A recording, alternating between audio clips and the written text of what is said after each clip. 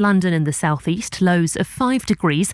Light showers for Scotland and Wales and a slight frost in places for northern England in the southwest. Drizzle across eastern areas. Tomorrow, cloudy but remaining dry with sunny spells, highs of 12 degrees. From Global's newsroom for LBC, I'm Rosanne Wynne. LBC Travel. With Go-To Meeting. Now there's no rush to beat the rush hour.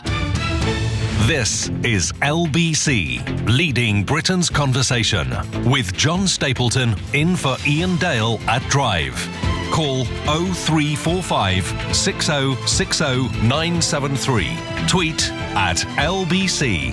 Text 84850. John Stapleton in for Ian Dale at Drive on LBC. Well, the time is 3 minutes past 7. Thanks very much indeed for your company. For those inquiring, Ian Dale should be back with you on Wednesday. We wish him a speedy recovery and hope that he makes it in time for the budget, of course. In the meantime, I'm in the company of the Community Secretary, Eric Pickles, who's in the studio with me right now, ready, willing and able to take your calls on any subject you care to address. So get those calls in. 0345 6060 973 is the number to ring, or text me or Eric at 84850 with your thoughts, observations and indeed questions.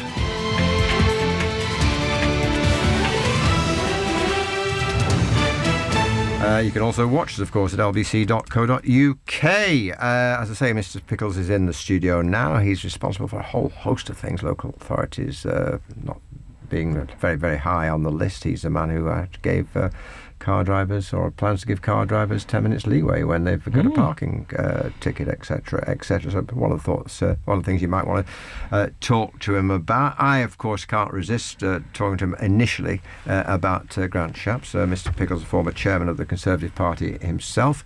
Grant Shapps is attracting our attention for reasons which I'm sure you know about. Having said on this programme he didn't have a second job when he was an MP, when we now find out he did. So, Eric, if I may call you Eric. You certainly can.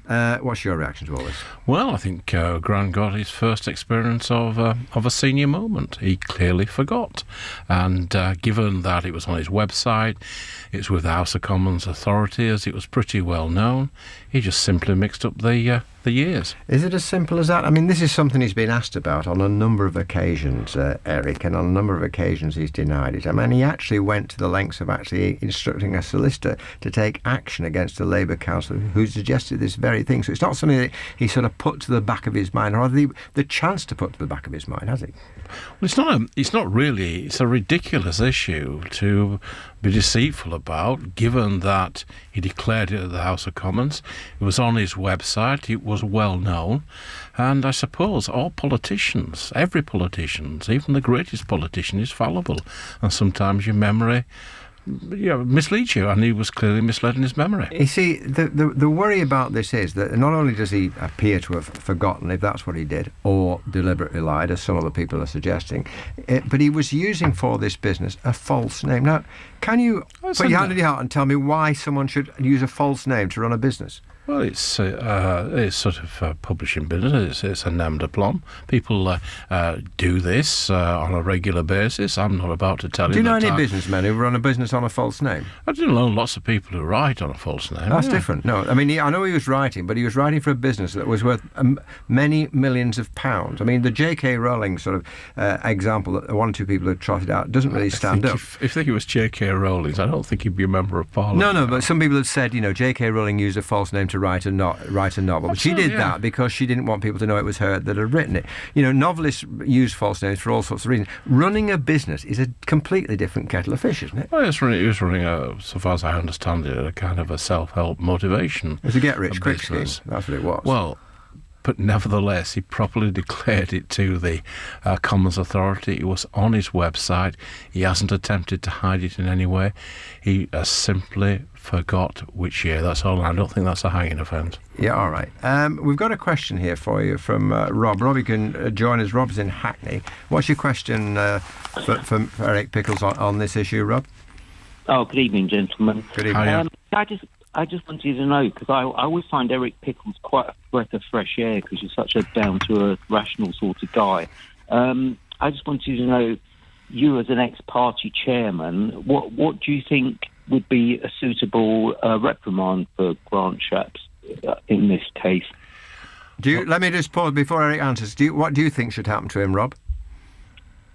Well, I don't think a lot in the end should happen to him, because every single day, as we get nearer and nearer this election, even more so, every politician from every party, something pops up that is distasteful just to the run-of-the-mill general public. And I have to say, as a lifelong voter, voted all my life, I am so tempted to not bother this time around. All right, not because of this in itself, but because this sort of thing happens. I mean, other people have suggested, Eric, that he's no longer a fit and proper person to be chairman of the Tory party.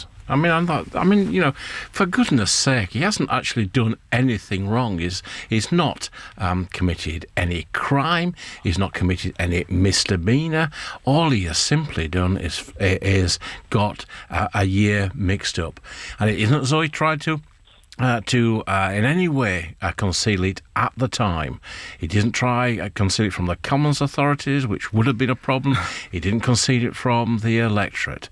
Just 10 years down the line, he was convinced that he'd stopped his business a year before it actually had. Let's hear from Marie then. Marie's in Putney. Marie, what's your thought for Mr. Pickles?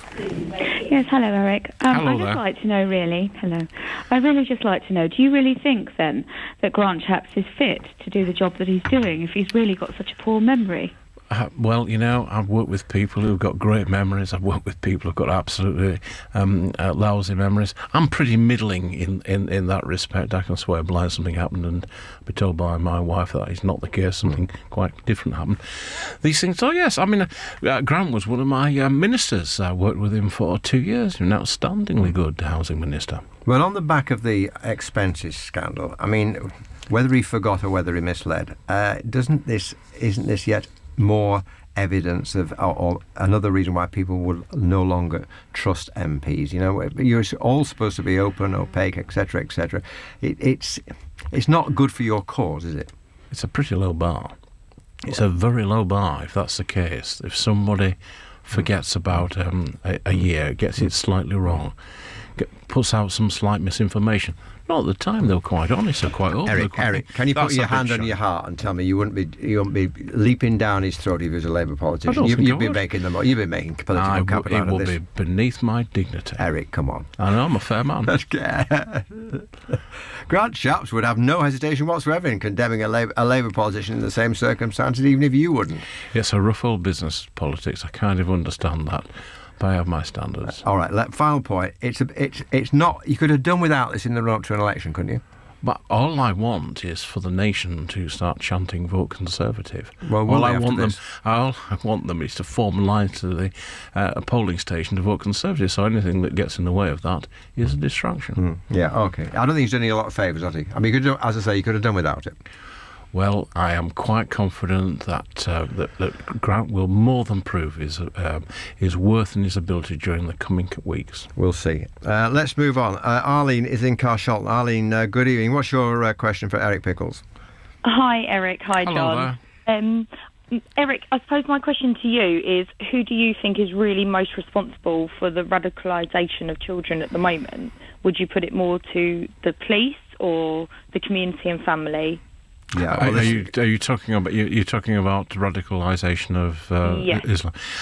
I think the net's got a lot to do with it, and I don't think we should necessarily blame parents, but I think parents do play an important part in the process, and it has to be said about IS.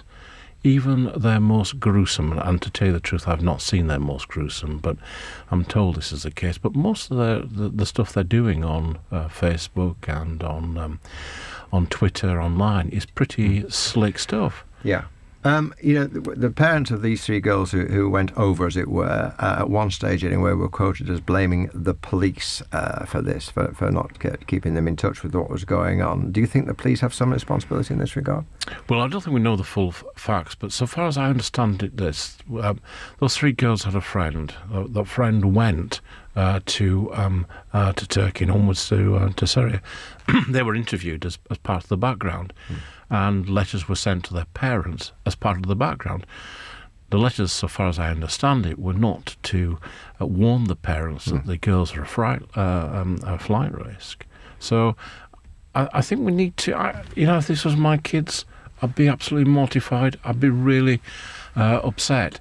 And I suspect that what we've had just overnight with those young men is that people have quickly learned the lesson. You attracted a fair amount of publicity yourself a while ago when you wrote to leaders of the Muslim community, and you attracted some criticism for suggesting that,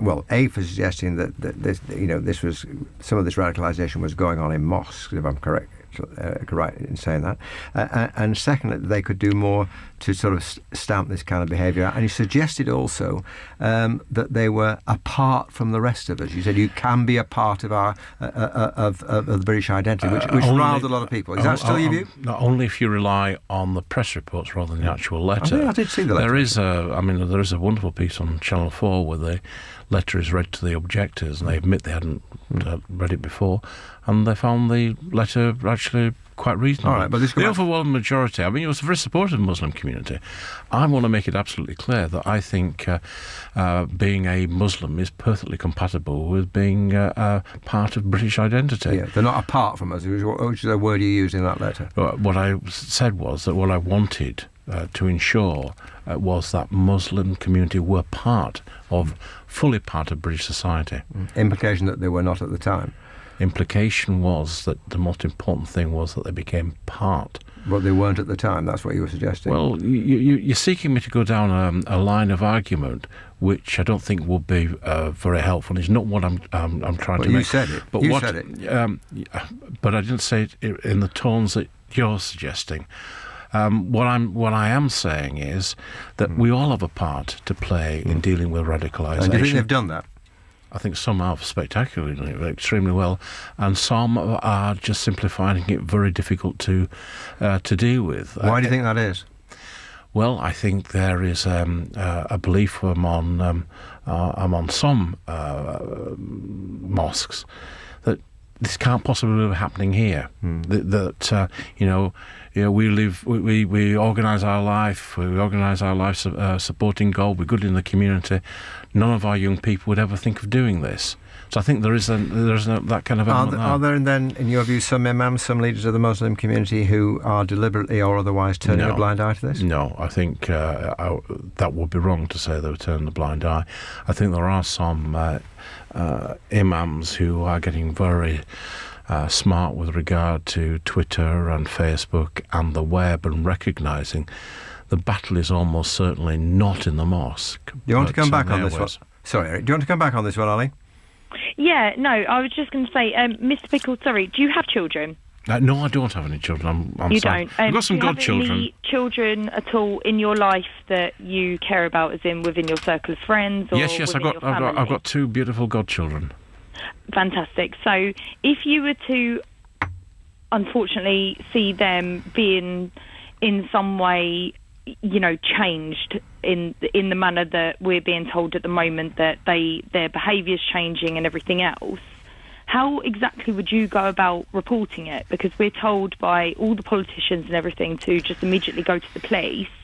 How would you do that if that was one of your two beautiful godchildren? Well, I would first of all talk to my beautiful godchildren in great depth about what they were doing, what they were thinking. I'd make some kind of assessment. I'd then talk to their parents. We'd discuss what was needed to be done. If I seriously thought that those beautiful children were going to go to a foreign country and murder people, then I might very reluctantly talk to the police. But it'd be better to talk to the police than see my beautiful godchildren at the hands of thugs, murderer, rapists and sadists. I think that answers your question, Ali. Thanks very much indeed for your thoughts. May I remind people we're talking to Eric Pickles, the Community Secretary. He is here to answer your questions, hear your observations about anything you care to raise with him, and that he will be here until 8 o'clock. So please get your calls in. 0345 6060 973 is the number to ring, or text me at 84850. Right now the time is 17 minutes past 7. The LBC Travel Centre, good evening. Well, some really long delays on the clockwise M25. It's all been caused by an accident. Happened earlier this afternoon between junctions 16 and 17. That's the M40 round to Maple Cross. It happened just after the Chalfont Viaduct. 5 cars and a van were involved, blocking the outside lane. The good news is all lanes have back open now. All the cars and the van involved have been moved to the hard shoulder, but the queues are massive, solid all the way back past the M4 and past junction 14 for Heathrow Terminal 4, with well over an hour's worth of delays. Clapham Junction, St John's Hill is shut after an accident at Plough Road, so that's causing queues around the area as well. In the West Midlands, the M42 southbound, a lane shut after a 3-car accident. That's between junction 5 at Solihull and junction 4 for the A34. And in Derbyshire, the M1 southbound is slow after an accident blocking a lane between junction 29 at Chesterfield and junction 28 for Alfreton and the A38. Keeping you moving, our next travel update is in 15 minutes. LBC Travel. With Go-To Meeting. Up your game with a free 30-day trial.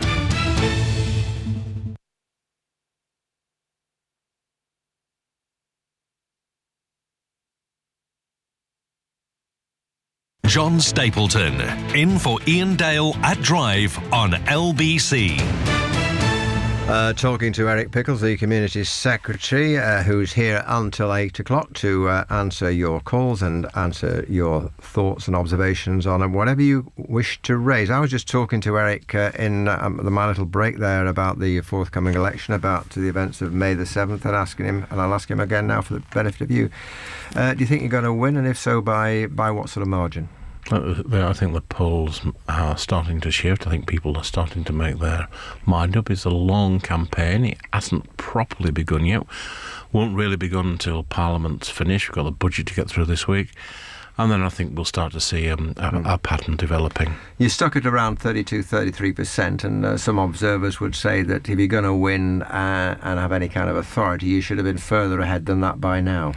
It doesn't matter what the opinion polls are nationally. What matters is in a number of seats.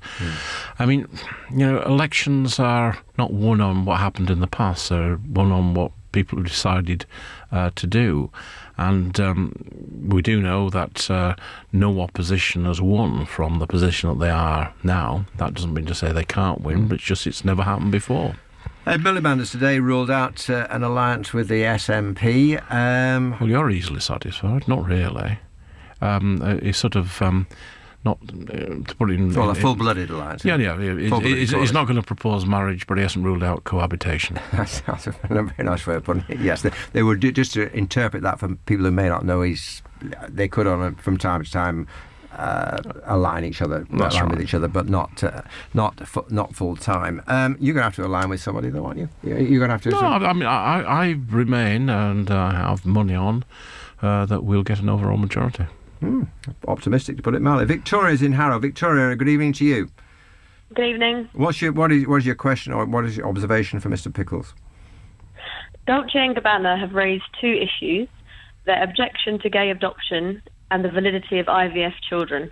Are you with Dolce & Gabbana or Elton John? Just in case Eric hasn't seen this story today. I've seen it, but you, by all means, explain. Well, I just explained to our viewers. They suggested that people who use IVF are producing synthetic babies or chemical babies. I personally find it grossly offensive. But about you? I find it beyond offensive, and the idea that. People that have got a stable relationship can't adopt, can't look after. There are plenty of kids in the world who require good parents. Seems to me to be utterly anathema to me. I have to say, a few years back, I had a different view. Did you? Yeah, absolutely. But just elaborate on that for me. Well, I voted against originally.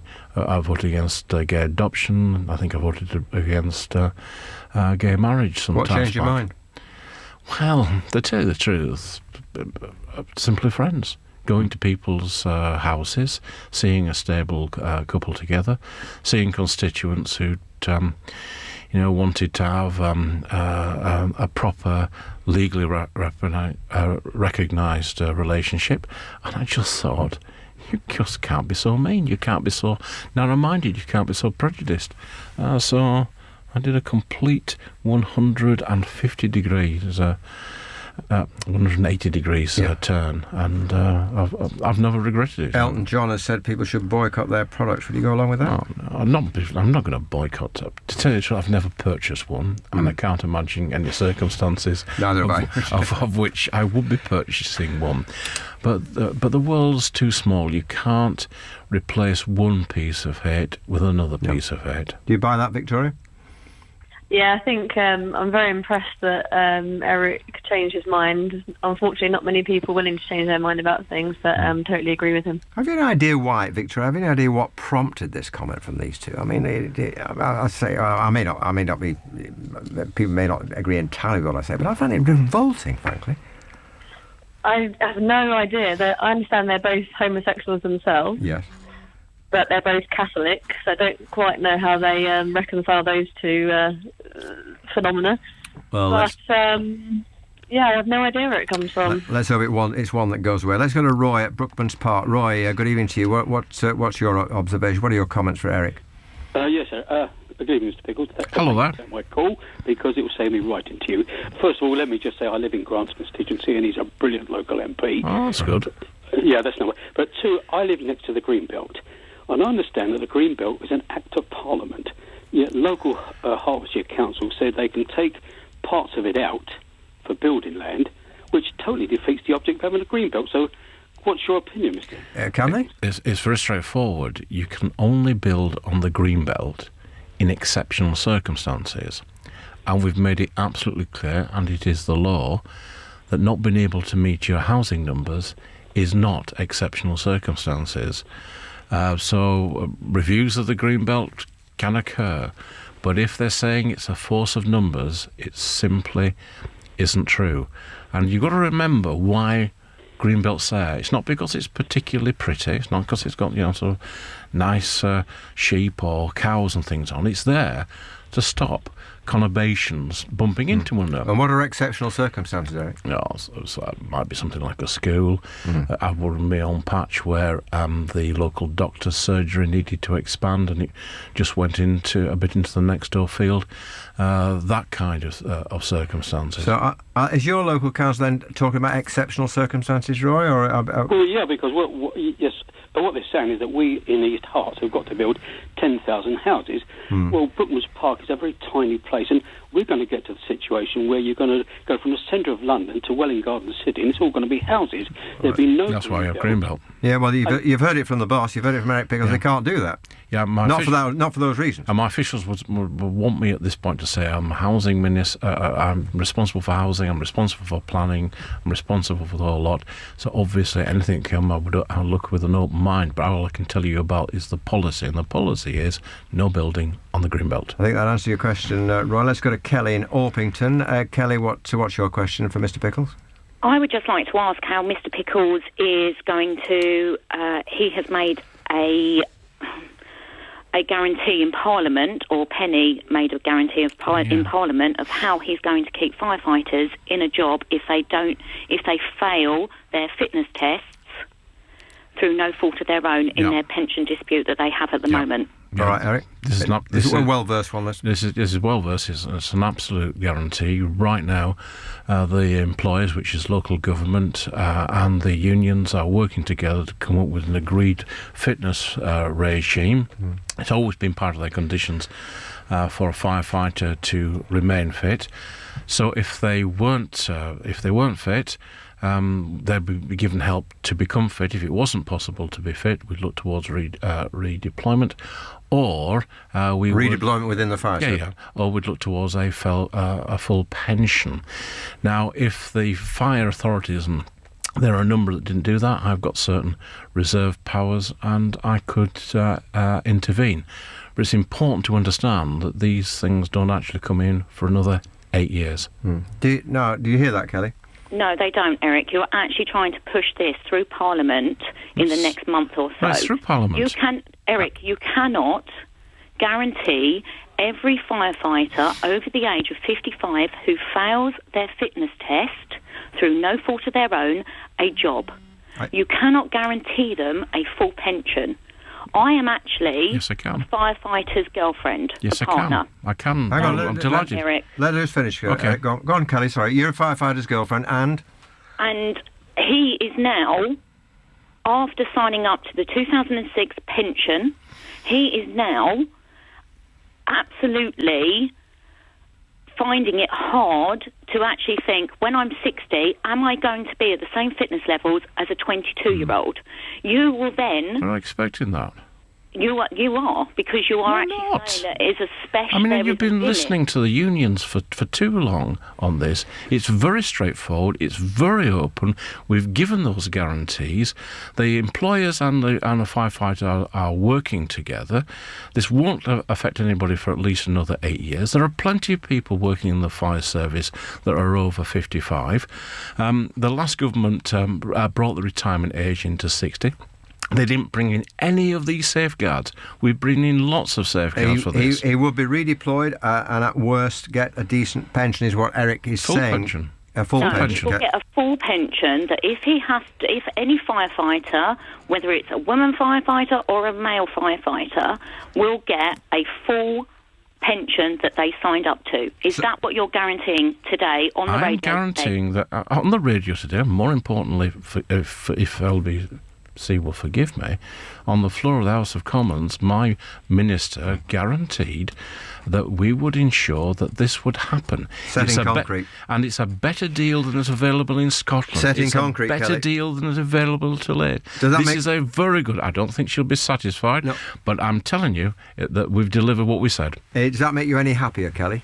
No, because every fire chief in the country, in England, not Wales, because they've signed up to a different pension because of the strikes that the Welsh firefighters put out there, they have agreed to a different set of terms and conditions. No, Eric... You're absolutely wrong. What's happening right now is the employers are working with the unions and with the fire chiefs to produce a single condition. That was necessary, and that's what's happening. It's happening right now. Right. Last word to you, Kelly. I'm going to have to end it because I've got lots of calls. I hope you understand that. I would like a cast iron guarantee from you, Eric, Cling. that no I've got it. firefighter will lose their pension, lose their jobs, and have a redeployment. You've got it. Let me finish. A redeployment so they can carry on working until retirement age, and they are not going to lose any of their pension. All right, you asked him a question. I've got to let him answer it. We said full pension. It's very clear. We're saying these things. It's a better deal than Wales. It's a better deal than Scotland, and the employees are rising to the plate. They're part of the negotiation, and if they don't honour them, I have powers to make sure that they do. Kelly, I hope you understand. You've had a fair bit of airtime. I know you could go on forever, but I've got other people waiting. So in fairness to them, I've got to say thank you very much indeed for your call. I hope it answered at least some of your questions. You got one assurance at least. We're talking to Eric Pickles, the Secretary of State for Communities. He's here to answer whatever you want to raise between now and the hour of 8 o'clock, but with the time at 7:30, it's LBC News Time. Here's Glenn Moore. Labour's calling for investigations into allegations of historical child sex abuse to be taken out of the hands of the Metropolitan Police. The police watchdog is investigating claims Scotland Yard covered up offences between 1970 and 2005 because MPs and police officers were involved. A council in North London that failed Baby P has admitted it could have done more to protect a baby that was abused or neglected by its family. A serious case review has found the 11-week-old suffered a broken arm and ribs following failings by social workers in Haringey. Former Conservative Party chairman Eric Pickles has told LBC Grant Shapps suffered a senior moment when he denied holding a second job while working as an MP. Mr Shapps previously insisted on LBC he only worked as an MP when he was elected, but has now admitted that wasn't the case. The Community Secretary has told John the Conservative Party chairman simply forgot which year he had a second job. He declared it at the House of Commons. It was on his website. It was well known.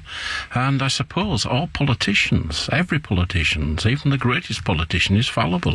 And sometimes your memory misleads you. And he was clearly misled in his memory. The business news: oil prices have fallen again, with both United States and Brent crude falling by 3% today. Brent crude has lost more than 10% in the last week, caused by Friday's warning from the International Energy Agency of a growing supply of oil. Retail groups have welcomed a review of the business rate system in England. Treasury Secretary Danny Alexander says the changes may see the property tax replaced by a fairer system. The board of Ryanair's approved plans for a transatlantic service from several different European countries. The airline has previously said it wants to offer low-cost fares to and from the United States. The FTSE at the close was up 63 at 68.04. LBC weather cloudy with some showers tonight for London and the southeast, lows of 5 degrees. Light showers for Scotland and Wales and a slight frost in places for northern England and the southwest. Drizzle for eastern areas. Tomorrow cloudy but remaining dry with sunny spells, highs of 12 degrees. From Global's newsroom for LBC, I'm Glenn Moore. This is Adam Moore in the LBC Travel Centre. It's still a real struggle on the M25 clockwise tonight after an accident much earlier between the M40 and Maple Cross. Junction 16 to 17 on the clockwise side. All lanes are back open now, but they have had to block the clockwise carriageway a number of times to assist with removing the cars that were involved from the hard shoulder onto recovery vans. So that's why it's so slow there. The queues start before Junction 14, Heathrow Terminal 4, all the way past the M40. Delays are well over an hour to get through those. Clapham Junction, St John's Hill is still shut after an accident. That's closed between Plough Road and Falcon Road. Delays in the West Midlands tonight. The M42 southbound, you're queuing after an accident involving 3 cars. That's between Junction 5 at Solihull and Junction 4 for the A34. And in Derbyshire, the M1 southbound slow going after an accident blocking a lane at Junction 29 for Chesterfield and Mansfield. Keeping you moving, our next travel update is in 15 minutes. LBC Travel. With Go-To Meeting. Cut your commute and catch up with your family. Getting twitchy around messy eaters.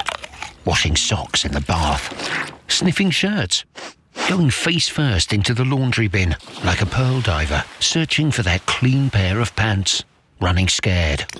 From Ketchup. Life's hard when your washing machine packs up. That's why we'll deliver and install your new machine in one visit. Plus recycle the old one, even at weekends. Know-how from Curry's PC World. We start with you. Delivery in most areas, subject to availability. The Vista of Venice, recognised throughout the world. But add in the sounds of the Grand Canal at first light, and it's unforgettable. It's these small finishing touches that make a huge difference. For the ultimate finishing touch for your home, use SureSet's permeable paving. Guaranteed for 15 years, it adds a classic touch to your home. Stunning, permeable paving from SureSet. To find out more, visit suresetfinish.com. The smarter way to manage business expenses. Presented by Concur. I checked out of my hotel and the bill was automatically added to my expense claim. Then I hopped into a taxi, I took a picture of the receipt using Concur, and there it was, on my expense claim. Then I used my corporate card to buy the client's lunch. Another charge added to my expense claim. Expenses that write themselves. Just one of the many ways Concur helps manage your company's spend, so you can focus on the big picture. Take a free test drive at tryconcur.co.uk. You own this place? Yes, and you are? Winston Wolfe, Direct Line. So you're a landlord, a property magnate, a wise guy. I wouldn't go that far. It's just my wife's old flat. But you have Direct Line landlord insurance, right? After all, they'll pay to repair or replace a broken boiler as standard. No. Oh, maybe not such a wise guy. Boiler cover as standard. Can your landlord insurance do that? Search Direct Line Landlord. Boiler cover with buildings cover excludes wear and tear. Underwritten by UK Insurance Limited.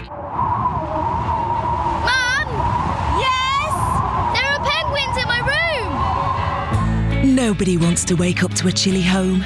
So if your boiler breaks down, it's good to know that British Gas engineers are only a phone call away. And that 92% of our surveyed home care customers would recommend our services. To find out more, call 0800 009 4747 or search Home Care from British Gas. Conditions apply. John Stapleton, in for Ian Dale at Drive on LBC. Time is 7:36. I'm in the company of Eric Pickles, the Secretary of State for Communities, who's here to answer your questions on any subject you care to raise up until 8 o'clock this evening. So don't waste this opportunity. 0345 6060 973 is the number to ring. I want to raise one issue with him now. That's something we touched on in the hour between 5 and 6, and that's the announcement today that the independent police watchdog, the IPCC, is to investigate some 14 referrals that have been made to it regarding allegations of abuse against minors involving MPs, senior Metropolitan Police officers, and in one or two cases, judges. I talked to John Mann MP, I talked to others as well earlier in the show, who said this is a monumental milestone in this whole saga. This is a story that, in a case that involves, they said, thousands of people, and people at the very top whose names your jaw would drop at if indeed you know those names right now. Eric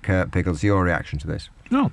If there are allegations, then they should be followed through. Prime Minister's made clear that we will be utterly ruthless in terms of looking for and exposing this kind of terrible crime, many of which was committed against people in care of the authorities, which makes it a kind of a double sin. And one of the points that people have made in calling in this station today is that these allegations, these current allegations, have been around for quite a while now. Why do these things take so long to get some kind of action like we've got today? I'm not sure. I was involved in terms of I did various things for Rotherham, putting a proper inquiry, and got Louis Casey to look at it. And one thing that kind of struck me, not necessarily from Rotherham, but I was looking at some other casework, it came back, and you'd have references to child prostitutes. Well, that's ludicrous. You can't give consent to sex below age. They talk about the perpetrators being the boyfriend of the victim. They talk about a degree of consent occurring about these difficult people. And, I was aware of, in the reports, of girls arriving in considerable distress at a police station, covered in blood and not wearing very much, and the police officer just simply taking them back. So how on earth do we account for that kind of behaviour there in Rotherham and apparently maybe at Dolphin Square or other places in the 70s, 80s, 90s? It is mind-boggling. Well, I'm not old enough to really remember that politics in the Commons in those days. I think attitudes have changed. But I think we need to understand attitudes have changed for the better. Attitudes have changed for the better. Yeah, have they though? Is there a real sense in the House now that you want to get to the bottom of this? Absolutely. Because the allegation, understandable allegation from people is, the establishment just looks after their own. This is why this happened in the 70s, 80s. This will continue to happen in this country. It's what we do here in the UK. Yeah. We look after each other. The establishment in particular look after their own. Any establishment that tries to hide the child sexual exploitation is not an establishment worth preserving. All right, Eric, thanks so much indeed for your thoughts on that. Let's go to Ray, who's in Hackney. Another story of the day, and this follows remarks or comments attributed to Trevor Phillips, who, of course, former chairman of the Equality and Human Rights Commission, who said that Britain is silencing debate on race issues by intimidating those who dare to ask questions. That's his view anyway. Ray's going to pick up on that with some thoughts and a question for Eric Pickles. Good evening to you, Ray. Good evening. It's a question to say, Trevor Phillips, do you think that what he's after is integration rather than multiculturalism? And if so, where do you stand? I've known Trevor for a very long time. I'm just working out, certainly more than 35, maybe even 40 years. And he belongs to another political party. But I have to say, on most occasions, I've generally believed in what Trevor was saying. And what Trevor is saying is this. There are some times it isn't possible to deal with difficult issues because we trip over the right words to use. And he cites as an example the Combier case, which changed his mind. Now, I do know that because I had an opportunity of talking to Trevor about that a few years back. And also things like Rotherham, where people were unwilling to address the fact that there were people of Pakistani origin who were preying on these girls. And were predominantly doing so. And were predominantly doing so. And there was a need to tackle that, and there was a reluctance to talk. But, I've been at discussions about that, listened to people talk. And it's pretty late in the conversation before we actually get around to talking about it. Do you believe that this reluctance to address these issues, to talk about these issues, for fear of being branded racist, is actually setting back the course, is actually encouraging even that kind of behaviour because they think they can get away with it? I think people took a judgment on Rotherham, I think. They took a view that actually keeping good race relations within the borough was more important than the girls who were suffering, and I think that's morally an indefensible judgment. But I have been to places. You've been to places where people are kind of stumbling over the words. What's the right kind of word to use? And I think I genuinely believe that Trevor has always wanted to find ways in which people from different ethnic backgrounds meet, talk, get used to dealing with one another. The raised question is integration or multiculturalism? I don't think it's necessarily a straight choice, but I've always been on the side of integration. That doesn't mean you have to abandon everything. That doesn't mean you have to abandon an awful lot. But you need to be able to talk to your neighbour. You need to be able to mix with your neighbour. You need to be part of that community. It goes back to what we were talking about an hour or so ago. Do you want to come back on that, Ray? Well, just to say, to me, multiculturalism has come to mean, it sounded good at first, but it's come to mean a kind of separation. It's almost a bulwark for separating people from each other. The idea of multicultures means that we're all living in our own ones, and that. And it promotes ghettos. Is that what you're saying? Doesn't go for me, that idea. I think you either live in a country and all integrate, or you shouldn't. You shouldn't have lots and lots of communities all with their own demands and rights and groups. Well, I know when people arrive, it's different if it's very, very early on. But as a long-term aim, it just doesn't sound right. I've got social cohesion under my responsibility. One of the first decisions we took was that we wouldn't fund anything that just related to a particular minority. The only thing that we would fund is if that minority was conducting another minority, or if a Muslim organisation was getting involved with a Christian organisation or a Jewish organisation, that they were providing services to the wider community. And do some of those communities give you the impression they don't want to integrate? The ones I deal with mostly give an impression that they do want to integrate. And one of the things that we've been doing is we've been championing the teaching of English in unusual places, in supermarkets, in mosques, away from places of further education, in order to get people. The thing that should unite us, I think there are two things that should unite us.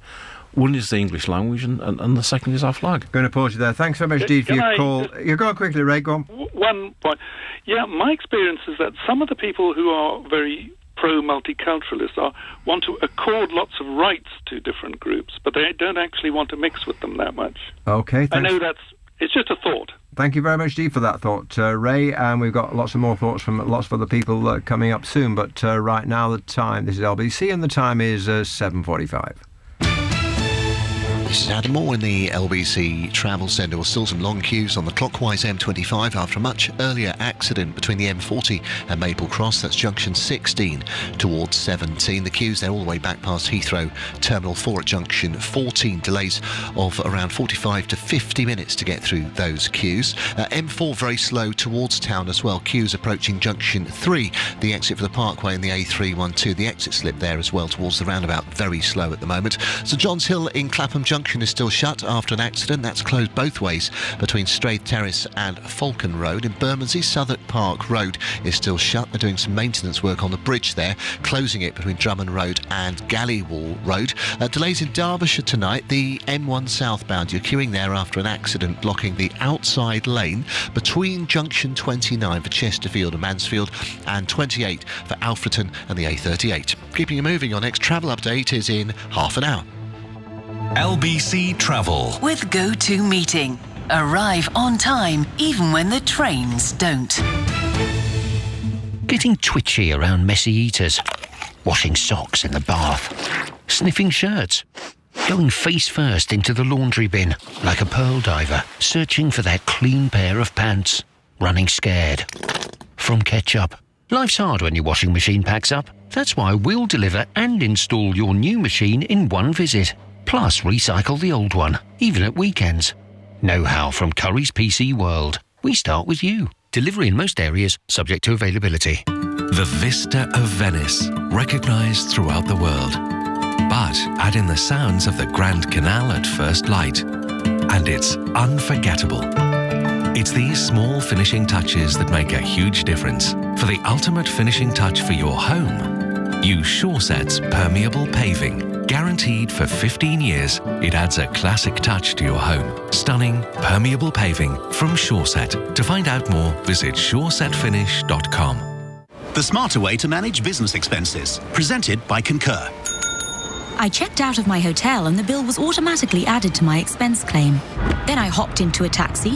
I took a picture of the receipt using Concur, and there it was, on my expense claim. Then I used my corporate card to buy the client's lunch. Another charge added to my expense claim. Expenses that write themselves. Just one of the many ways Concur helps manage your company's spend, so you can focus on the big picture. Take a free test drive at tryconcur.co.uk. You own this place? Yes, and you are? Winston Wolfe, Direct Line. So you're a landlord, a property magnate, a wise guy. I wouldn't go that far. It's just my wife's old flat. But you have Direct Line landlord insurance, right? After all, they'll pay to repair or replace a broken boiler as standard.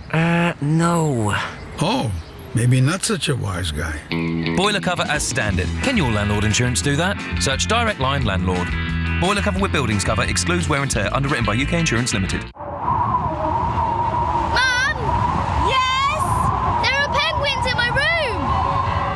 Nobody wants to wake up to a chilly home.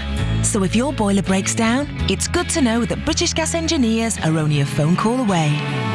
And that 92% of our surveyed home care customers would recommend our services. To find out more, call 0800 009 4747 or search Home Care from British Gas. Conditions apply. Coming up at 8 on LBC, Clive Bull.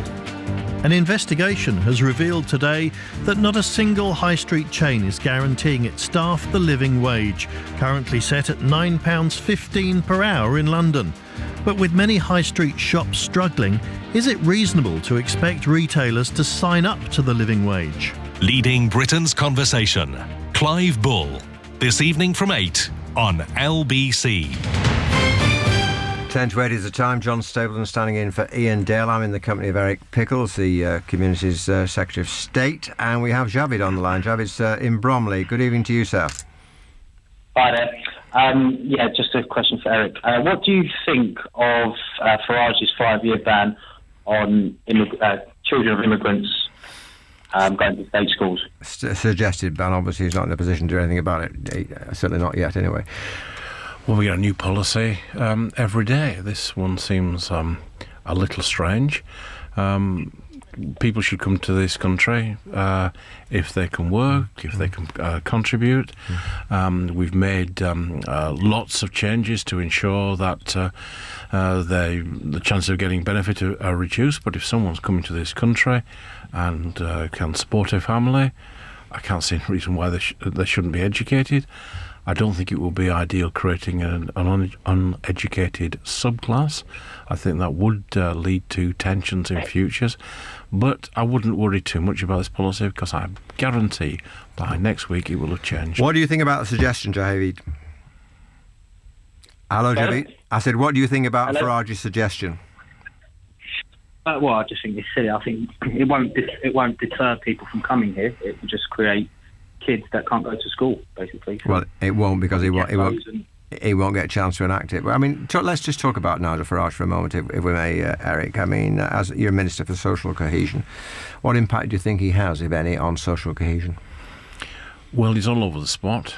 One time he's in favour of reducing the numbers coming in. Next he's saying we won't have some numbers. Other times he's saying people should be able to get a job regardless of colour or creed. Next time he's saying you should be able to discriminate in favour of British people. Now, you know, I'm knocking on. I'm about to become 63, but I am old enough to remember in Bradford with my mum seeing signs that says no blacks, no Irish. And I never want to see that again. No. Well, one of your colleagues born in Iraq was on this programme talking to me last week, and he likened him to Goebbels. Goebbels. I mean, do you think he's racist? I don't believe that Mr. Farage is racist. I don't believe that UKIP is racist. A racist party is something like the Nazis with the Nuremberg rallies. I do think he's jumped on a bandwagon, and he is less than sensitive. Isn't he appealing to racists, though? Isn't that what he's doing? Not so cutely in many cases. I don't think he is. There's nothing about Mr. Farage I find even vaguely cute. I will concede that. But I just think as someone that's been involved in anti-racist activities longer than I've been involved in the Conservative Party, I think we need to be precise about the language we use, and we too tend to bandy racist language about without understanding its full impact. Do I think it's foolish? Yes. Do I think it's unpractical? Yes. Do I think it will cause social problems in this country? Yes. Isn't he going to shake your apple cart, though, come the election? No. At all? I don't think so. You don't think he's going to have any impact? I mean, he's not going to win seats from Tories. No, I'll tell you for why. Surely. Because essentially, it's a decision. Who do you want to see in number 10? Do you want to have the Conservatives with a long-term economic plan which offers stability, or do you want to see Mr. Miliband there, more borrowing, more debt, and voting for anything other than Conservatives, UKIP, Labour, Lib Dems, our dear friends and Liberal Democrats, essentially means chaos. All right, who do you prefer to win in Thanet, the UKIP or the Labour candidate? Which would be the... I'd be voting Conservative. Of course you would, but I mean, in reality... I'd be voting Conservative. Yeah, I've never voted anything other than Conservative. I never will. I'm asking how you vote. I never will vote. And I always prefer, I mean, you're talking to an ex-chairman, I always prefer the Conservatives to win. There's only 2 names on the ballot paper. Which of those would be the least desirable to you? I'll always vote Conservative. Oh, come on, Eric, come on. He's not going to say. OK, Joey, thanks very much, G, for your call. Let's go to Jeff. Jeff is in Forest Hill. What is your question for Eric Pickles, Jeff? Well, my question for Mr. Pickles is that when the Archbishop expressed his views on government policies and how this is causing a social divide amongst communities, etc., do you think that the church should have a view in that way, or should they butt out of politics altogether? OK, Jeff, that's crystal clear. Eric? Yep. No, I welcome the church's involvement. Being a Christian is about being involved in the wider community, and I fully support the bishop's ability to say these things, even if I disagree with them. Even when they attack your welfare reforms? Even if I violently disagree with them, even if they are completely wrong, they've got an absolute right to express that. Church of England and the Catholic Church have been deeply embedded in politics for centuries. And to try and take them out of politics would be wholly artificial. The only people that do that, of course, were the old Soviet systems. What do you think, Jeff? Should the church stay out of politics?